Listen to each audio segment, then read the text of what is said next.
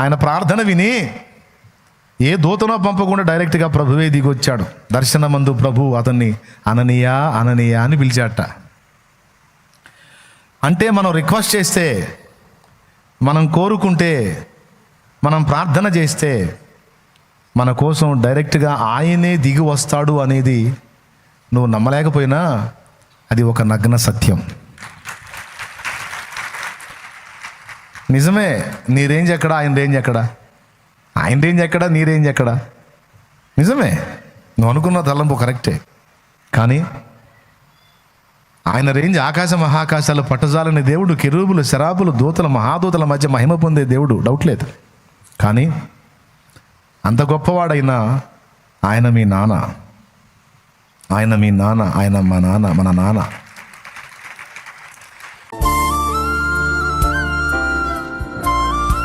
Bible గ్రంథంలో నుండి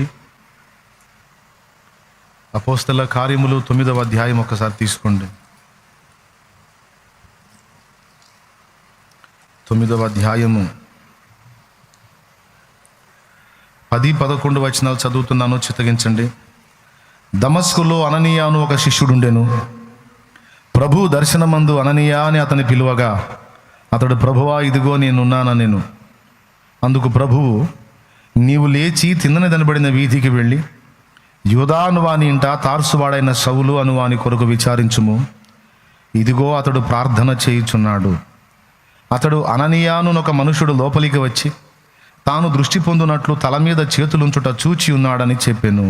ప్రభునందు ప్రియులారా, అందించబడేటువంటి కొద్ది మాటలు దయచేసి శ్రద్ధగా వినడానికి ప్రయత్నం చేయండి. చదువుకున్నటువంటి వాక్య భాగంలో అపోస్తలుడైన పౌలు సౌలుగా ఉన్నప్పుడు సంఘమునకు దోషకుడుగా, హింసకుడుగా, హానికరుడుగా పనిచేసినప్పుడు దేవుడు ఆయన దర్శించడం జరిగిందండి. దమస్కు మార్గంలో పట్టపగలు మిట్ట మధ్యాహ్నం ఇంచుమించు 3 గంటల వేళ ప్రభు అతన్ని దర్శించాడు. అతన్ని చూసినప్పుడు సౌలుకి కళ్ళు పనిచేసినాయి, కానీ ప్రభు అదృశ్యుడైపోయిన తర్వాత కళ్ళకు పొరల వంటివి కమ్మేసినాయి. ఎవరిని చూడలేకపోయాడు. కళ్ళు తెరిపిళ్ళు పడట్లేదు, ప్యాక్ అయిపోయి సీల్ అయిపోయినట్టుగా అయిపోయినాయి కళ్ళు. తడవలాడుతున్నప్పుడు అతనితో కూడా వచ్చిన మనుషులు అతన్ని దమస్కులోకి తీసుకెళ్ళటం జరిగింది. ఎందుకంటే దమస్కుకి వెళ్ళమని ప్రభువే చెప్పాడు. సౌలా సౌలా నన్ను ఎందుకు హింసించుచున్నావు, మునికోలలకు ఎదురుతండడం నీకు కష్టమని ప్రభు వార్నింగ్ ఇచ్చి సౌలుని మారు మనసులోనికి నడిపించి దమస్కులోనికి వెళ్ళు, నువ్వేం చేయాలి అక్కడ నీకు బోధించబడిద్దని చెప్పి పంపిస్తాడు.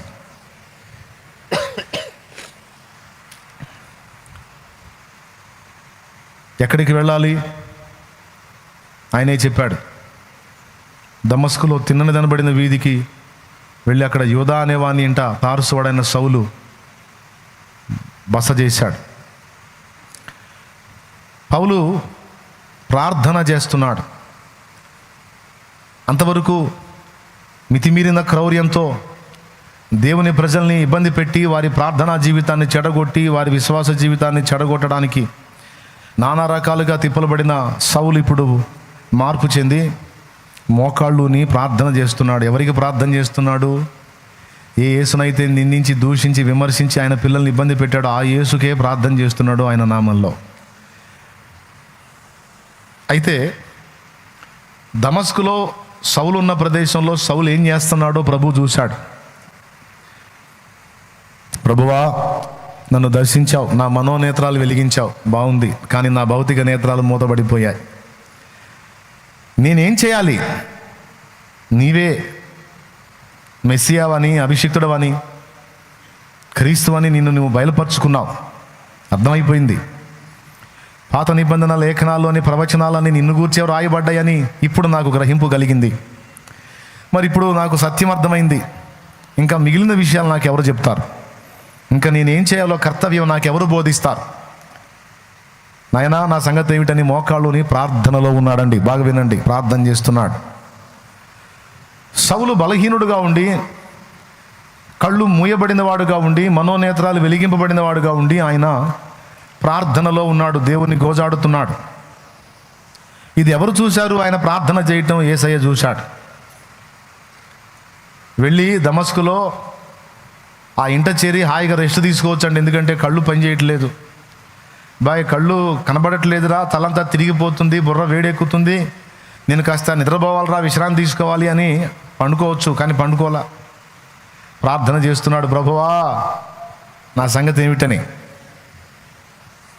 ఎప్పుడైతే పౌలు ప్రార్థన చేయటం మొదలుపెట్టాడో ప్రభు అననీయ దగ్గరికి వెళ్ళాడు.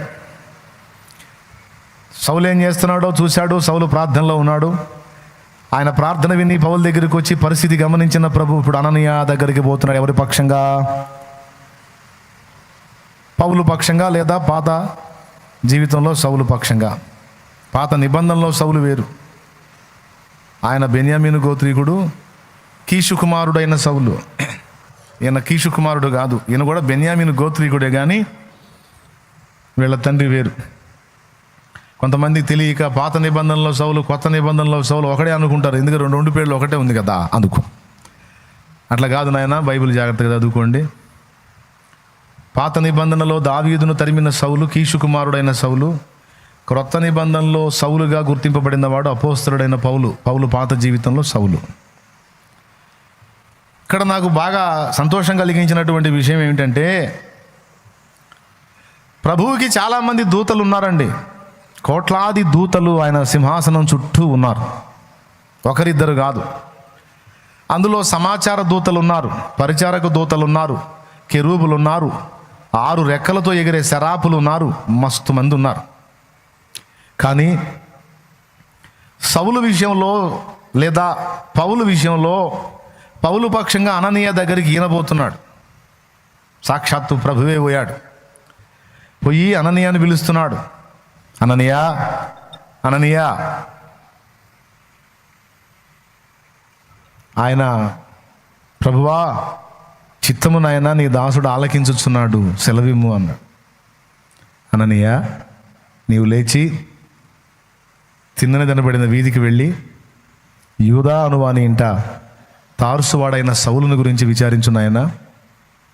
నీ వచ్చి అతని మీద చేతులు ఉంచటం అతడు చూచి ఉన్నాడు. నేనే అతనికి దర్శనం ఇచ్చాను. నువ్వు వచ్చి అతని మీద చేతులు పెట్టి స్వస్థత ఇచ్చినట్టు వెళ్ళు అని ఆజ్ఞాపించాడు. అడ్రస్ చెప్పాడు, రిక్వెస్ట్ చేశాడు. ఎవరు కోసం? ఎవరు? ఒక మట్టి పురుగు కోసం ప్రభువు కదలటం అనే విషయం గుర్తుపెట్టుకోండి. అననీయ అన్నాడు, ఎవనికి ప్రభువు దృష్టి ఇవ్వమంటున్నావు? ఎవనికి ప్రభువు స్వస్థత కోసం ప్రార్థన చేయమని కోరుతున్నావు? ఆ దుర్మార్గుడా, నీ బిడ్డల్ని ప్రాణాలు తీసి జైళ్ళ పాలు చేసి చాలా కుట్రలు చేశాడే, అలాంటి వానికా ప్రభు స్వస్థత కోసం ప్రార్థించమంటున్నావు? అతనికా ప్రభు దర్శనమిచ్చావు అని అననీయ అడ్డు తగిలితే అప్పుడు ప్రభు అన్నాడు, అననీయ నువ్వు అన్నది నిజమే కావచ్చు, కానీ ఇప్పుడు అతడు అలా లేడు. ఎందుకు తెలుసా? నేను అతన్ని దర్శించాను. నేను దర్శించి నేను అతన్ని సిద్ధపరిచిన తర్వాతనే నేను వెళ్ళమంటున్నాను. నీకు అతడు ఒక దుర్మార్గుడు, నరహంతకుడు, హింసకుడు, దూషకుడు, హానికరుడు. నిజమే, అది నిన్న. కానీ నేడు విరిగి నలిగిన హృదయం గలవాడైపోయాడు. ఈరోజు రాజుల ఎదుట, అధికారుల ఎదుట, చక్రవర్తుల ఎదుట, మనుషులందరి ఎదుట అతడు నాకు సాక్షి. నా నామాన్ని భరించడానికి నేను ఏర్పరచుకున్న పాత్ర. అననీయ, పౌలు వెళ్ళు. నా నామం నిమిత్తం ఎన్ని భారములు భరించాలో, ఎన్ని బాధలు పడాలో నేను అతనికి రుచి చూపిస్తాను. పో. అతనే ఒట్టికి వదిలిపెట్టను ఆయన. పో, వెళ్ళి అతని మీద చేతులుంచు అన్నాడు. నాకు బాగా ఆశ్చర్యం కలిగించిన విషయం ఏంటంటే, గాబ్రియేల్ నువ్వు వెళ్ళి ఆ పని చేయనాయనా అంటే చేస్తాడు. మిఖాయేలు నువ్వు వెళ్ళి చేయనాయనా అంటే చేస్తాడు. రఫాయేలు నువ్వు వెళ్ళి చేయనాయనా అంటే చేస్తాడు. కానీ వాళ్ళు ఎవరిని పంపించకుండా అసలు ఆయనే దిగి రావటం ఏమిటి? అలాగే స్టెఫను హతసాక్షి అవుతుంటే తండ్రి కుడి పార్శ్వమున ఆసీనుడై ఉన్నవాడు లేచి నిలబడటం ఏమిటి?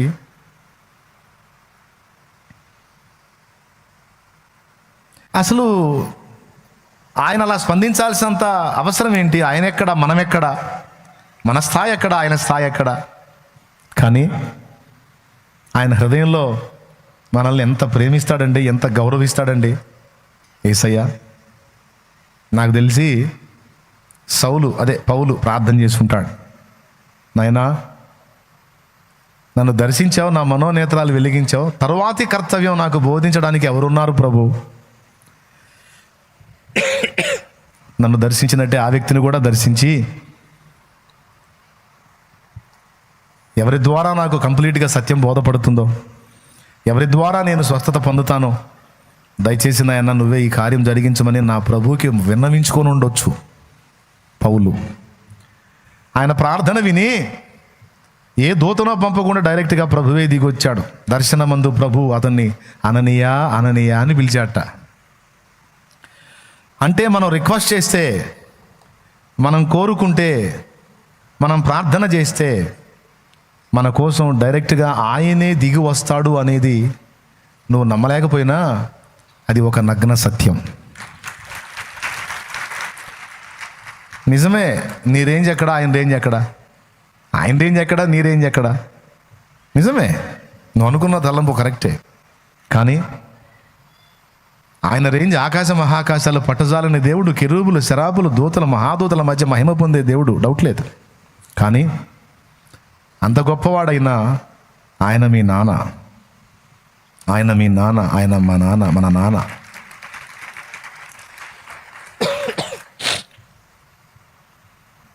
దేశానికి రాజైనా కొడుకు తండ్రి. రాజ్యంలో ఉన్న మిగిలిన వాళ్ళందరూ వేరు, కొడుకు వేరు. రాజ్యంలో మిగిలిన వాళ్ళందరూ ఆయన అధికారాన్ని బట్టి ఆయన ముందు సాగిల పడవచ్చు.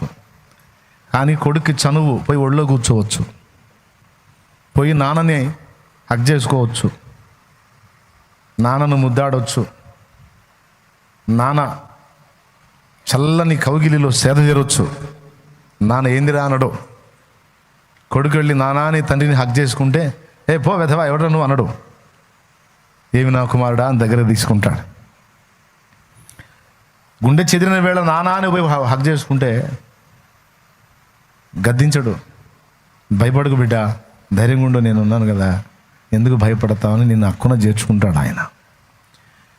దేవుడు మనల్ని కుమారులనుగా, కుమార్తెలనుగా చూచుచున్నాడు.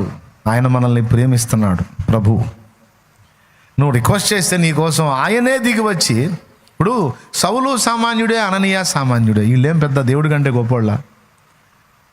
కానీ ఆ సౌలు అడిగాడని ఈయన పోయి అననీయని రిక్వెస్ట్ చేసి ఒక మాట అంటాడండి. అక్కడ ఏమంటాడంటే, ఇదిగో అతడు ప్రార్థన చేయుచున్నాడు అంటాడు. ప్రార్థన చేస్తే దిగొస్తావా? ప్రార్థన చేస్తే ఇంకా రాకుండా ఉండలేవా?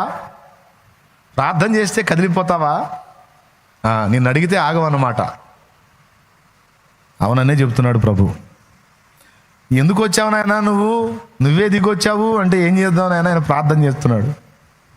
నా బిడ్డ మొర విని నేను ఎట్లా మౌనంగా ఉండేది? నా బిడ్డ ఆర్తధ్వని విని నేను ఎలాగా ప్రశాంతంగా ఉండేది? వాని ప్రార్థనకి ఇప్పుడు జవాబు ఇవ్వాలి. అననీయ నువ్వు వెళ్ళు అని రిక్వెస్ట్ చేసుకుంటున్నాడండి అననీయని. స్వస్థపరిచే దేవుడు అననీయనా ప్రభువా? కానీ స్వస్థత ఇవ్వడానికి, తరువాతి కర్తవ్యం బోధించడానికి సౌలు విషయంలో దేవుడు కొంతమందిని వాడుకున్నాడు. మొదటివాడు అననీయ అయితే రెండవ వాడు బర్నబా. దేవునికి స్తోత్రం కలుగునుగాక.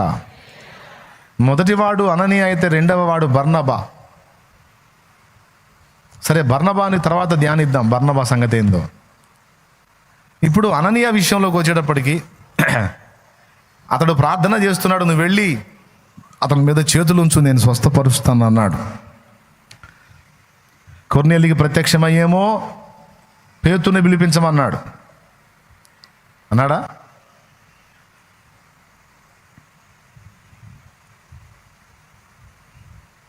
ఇట్లాగా మోషేకేమో నీ అన్న అహరోను లేడా అన్నాడు. మనుషులను కొంతమందిని చూపిస్తున్నాడు దేవుడు. అన్నీ తానే చేయొచ్చు. ఇప్పుడు కొర్నేలికి దర్శనమల్లా ఇచ్చి మాట్లాడిన వాడు ఏ మాటల చేత అతడు రక్షణ పొందుతాడో ఆ మాటలు ఆయనే చెప్పేసేయచ్చు. కానీ పేతురు చెప్పాలి అవి. సౌలును దర్శించింది మొదట ఎవరు? ప్రభువే కదా దమస్కు మార్గంలో దర్శించింది. చెప్పే మ్యాటర్ ఏదో అక్కడే చెప్పేసి, చేసే కార్యం లేదో అక్కడే చేసేసి వెళ్ళిపోవచ్చు ప్రభువే. కానీ మొదటి పని ఆయన చేసి తర్వాతి పని మనుషులకు అప్పగించాడు. 3 విషయాలు గుర్తుపెట్టుకోండి. మొదట దేవుడు కదులుతాడు, తర్వాత నిన్ను కదలమంటాడు, నువ్వు కదిలిన తర్వాత మళ్ళీ ఒకసారి ఆయన కదులుతాడు. దేవునికి స్తోత్రం. మళ్ళీ చెబుతున్నాను, మొదట దేవుడు కదులుతాడు, కదిలి కొన్ని చేస్తాడు, కొన్ని చెబుతాడు. తర్వాత నీ కదలికను ఎదురు చూస్తాడు. నువ్వు కదిలి స్పందించావనుకో, ఆ తర్వాత మళ్ళీ రెండవసారి మళ్ళీ నీ పక్షంగా కదులుతాడు. 2 సార్లు దేవుడు కదలడానికి మధ్యలో నీ కదలిక, నా కదలిక అనేది ఒకటి ఉంది అనే విషయం మనకు అర్థం కావాలి. ఏమైనా అర్థమైందా ఇప్పుడు నేను చెప్పింది? స్తోత్రం చెప్పండి 2 చేతులు ఎత్తి. మన స్పందనను, మన కదలికను కూడా దేవుడు ఎదురు చూస్తాడు. పూర్తిగా అన్ని పనులు దేవుడే చేసేయడండి. మనుషులుగా మన స్పందనను, మన కదలికను, మన అడుగులను కూడా దేవుడు లక్ష్య పెడతాడు అనేది ఈ శుక్రవారం వేళ మీరందరూ కూడా గుర్తించాల్సిన ధ్యానాంశం, గ్రహింపులో పెట్టుకోవాల్సిన విషయం, మర్చిపోవద్దు. దేవుని ఏర్పాటు ప్రకారం అననీయ వెళ్ళి సౌలును సమీపించగానే సౌలు గుర్తుపడతాడు. తర్వాత అననీయ సౌలు మీద చేతులుంచి, సౌలా సహోదరా, ఇదిగో మార్గమందు నిన్ను దర్శించినటువంటి ప్రభు నన్ను పంపాడు నాయనా, నీ కంటి సమస్యను పోగొట్టడానికి ఇదిగో నీ మీద చేతులుంచి ప్రార్థన చేస్తున్నాను. నా ప్రభువు నిన్ను స్వస్థపరచునుగాక, నీ కళ్ళు 2 కూడా బాగుపడునుగాక అని ఆయన మీద చేతులుంచి ప్రార్థించినప్పుడు కళ్ళ నుండి పొరల వంటివి రాలగా పౌలు మళ్ళా చూడసాగాడు. ఈ స్వస్థత కార్యం జరిగించడానికి ఒక మనుష్య మాత్రుణ్ణి దేవుడు వాడుకున్నాడు. డైరెక్ట్గా దేవుడే ముట్టొచ్చు, కానీ ఒక మట్టి పురుగును అడ్డం పెట్టాడు. ఆ మట్టి పురుగు ఒకవేళ అవిధేయుడైతే సౌలు అంతే ఉండిపోవునేమో. ఆ మట్టి పురుగు అననీయ లోబడ్డందున వెళ్ళి అక్కడ దేవుని కార్యం జరిగించాడు. మొదటిది స్వస్థత జరిగితే, రెండవది అననీయ అంటాడు, సౌలా సహోదరా, నువ్వు ఎంత ధన్యుడో నాయనా. రాజుల ఎదుట, అధికారుల ఎదుట, చక్రవర్తుల ఎదుట, ప్రజల ఎదుట, ప్రధానుల ఎదుట ప్రభునామాన్ని భరించడానికి, ఆయన నామాన్ని ఒప్పుకోవడానికి దేవుడు నిన్ను ఏర్పరచుకున్నాడు నాయనా. నువ్వు దేవుని పాత్ర, నువ్వు దేవుని పాత్ర నాయనా. దేవుని ఏర్పాటు నీ మీద ఉంది. దేవుని ప్రణాళికలో నువ్వు ఉన్నావు, దేవుని ఏర్పాటులో నువ్వు ఉన్నావు. ఇక తడవు చేయుట ఎందుకు? లేచి ప్రభునామమున ప్రార్థన చేసి బాప్తిస్మం పొంది నీ పాపములను కడిగి వేసుకున్నాయనా. నువ్వు కన్నవాటిని, విన్నవాటిని గూర్చి క్రీస్తుకు సాక్షివై ఉండు అని చెప్పి బోధిస్తాడు. స్వస్థత ప్రార్థన చేయటమే కాదండి, తదుపరి కర్తవ్యం కూడా అననీయ బోధించాడు. స్వస్థత ప్రార్థన చేయడానికి, తదుపరి కర్తవ్యాన్ని బోధించడానికి 2 పనులకు దేవుడు ఒక మనిషిని ఉపయోగించుకున్నాడు. ఆ వ్యక్తి అననీయ. మొదటి విషయం ఏంటంటే, ఒక వ్యక్తిని దేవుడు దర్శించిన తర్వాత అతడు ఏం చేస్తున్నాడో మళ్ళా తిరిగి పునః పరిశీలన ప్రభువు చేస్తాడు. ఒక వ్యక్తిని క్షమించిన తర్వాత, ఒక వ్యక్తిని రక్షించిన తర్వాత, ఒక వ్యక్తి ప్రభు మార్గంలోకి వచ్చిన తర్వాత, ఒక వ్యక్తి ఒకవేళ స్వస్థత పొందితే ఆ తర్వాత, ఒక వ్యక్తి ఒకవేళ దేవుని చేత దర్శింపబడితే ఆ దర్శనం తరువాత వీరేం చేస్తున్నారో ప్రభు ఖచ్చితంగా కనిపెడతాడండి. యోహాను సువార్త 9వ అధ్యాయంలో పుట్టినది మొదలుకొని గుడ్డివాడైన మనుషుని స్వస్థపరిచిన తరువాత వాడిని మళ్ళా వెతుక్కుంటా ప్రభు వెళ్ళినట్టు రాయబడి ఉంది యోహాను సువార్త 9వ అధ్యాయంలో. అలాగే యోహాను సువార్త 5వ అధ్యాయంలో బేతెస్దా కోనేటి దగ్గర 38 సంవత్సరాలు జబ్బుతో అక్కడే పడున్న వ్యక్తిని స్వస్థపరిచిన తర్వాత మళ్ళా అతడు ఏం చేస్తున్నాడో అతన్ని వెంబడించి కనిపెట్టాడు ప్రభు. అట్లాగా అపోస్తలులను దర్శించి వాళ్ళతో మాట్లాడి శిలువ మరణ పునరుద్ధానాలు చెందిన తర్వాత మళ్ళా వాళ్ళు ఏ స్థితిలో ఉన్నారో, ఏం చేస్తున్నారో ప్రభు మళ్ళా పరిశీలించాడండి. ఈ వచనాలన్నీ మనకి ఏం సాక్ష్యం ఇస్తున్నాయంటే, మనల్ని దర్శించిన ప్రభు, పిలిచిన ప్రభు, స్వస్థపరిచిన ప్రభు, విమోచించిన ప్రభు మనల్ని ఒక్కసారి దర్శించి అంతటితో వదిలేయడు. ఆయన మళ్ళా పునర్దర్శనం అనేది మనకి ఇస్తూ ఉంటాడు. మళ్ళీ మనల్ని దర్శిస్తూ ఉంటాడు, చూస్తూ ఉంటాడు, అబ్జర్వ్ చేస్తూ ఉంటాడు. ఇది గుర్తుపెట్టుకోండి.